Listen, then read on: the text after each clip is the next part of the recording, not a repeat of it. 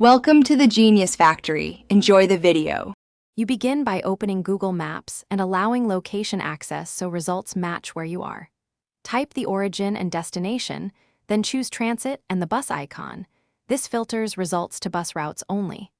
Once done, tap Departing Now to select a future time or arrival time.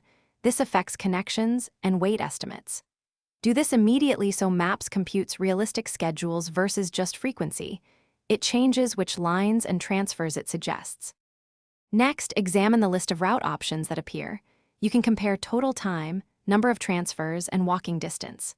Tap details on any option to see every stop, boarding point, and transfer instruction so you know exactly where to wait.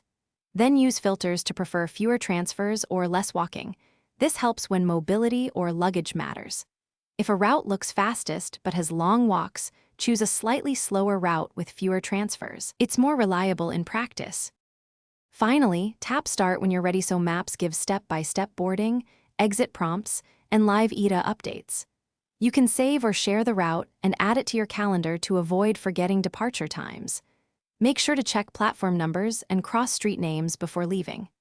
If schedules appear incorrect, refresh the route, toggle offline maps if connectivity is poor, and verify the transit agency alerts. That single check solves most timing errors and service disruptions.